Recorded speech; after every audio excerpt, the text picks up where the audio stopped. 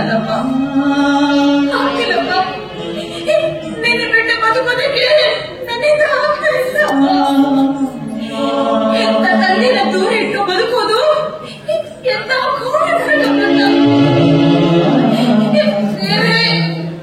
ಯಾಕೆಂತ ಶಿಕ್ಷೆ.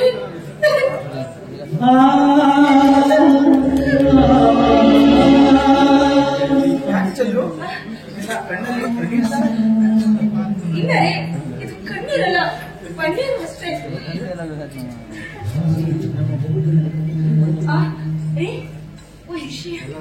ಏನ್ ಗೊತ್ತಾ, ನಮ್ಮ ವಂಶದ ಕನಸೊಂದು ಚಿಗುರೊಡೆದು ಮೊಳಕೆ ಅಂದ್ರೆ ನಾನೀಗ 3 ತಿಂಗಳ ಗರ್ಭವತಿದ್ದೀನಿ. ತಂದೆ ಆಗ್ತಿದ್ರ ತುಂಬಾ ಖುಷಿ ಆಗ್ತದೆ.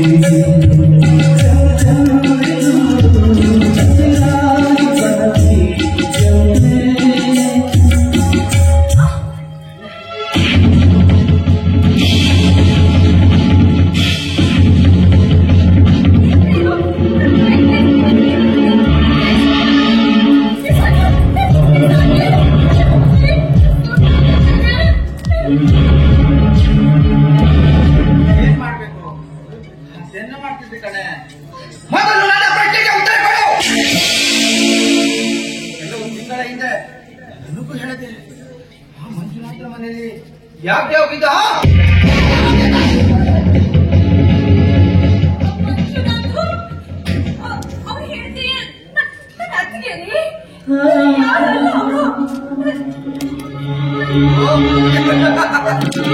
ನನಗೆ ಗೊತ್ತಿಲ್ಲದೆ ತೆರೆ ಮನೆಯಲ್ಲಿ ಏನೇನೋ ಹೇಳ್ತಾನೆ.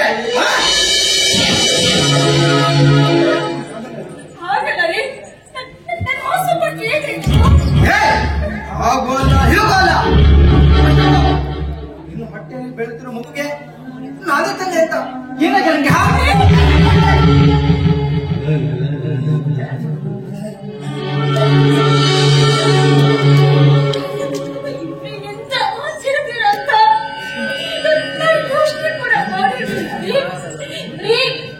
ನಿಮ್ಮ ಕನ್ನಡ ಕುದಿರಿ ಔಷಧ ಕುಡಿಗೆ ಹಾಗೆಲ್ಲ ನಿಂತಿಸಿ ಮಾತಾಡ್ತಿದ್ರಿ. ಇದು ನಿಮ್ಮ ಗುರಿ,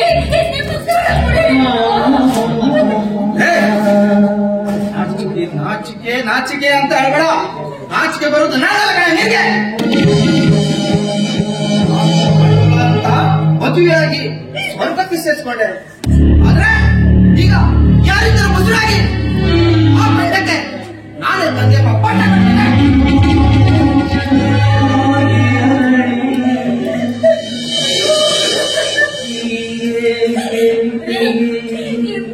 ನಾನೇಗೋ ದೇವರ ಸಾಕ್ಷಿಯಾಗಿಯೂ ಇದು ನಿಮ್ಮ ವಂಶದ ಕುಡಿರಿ.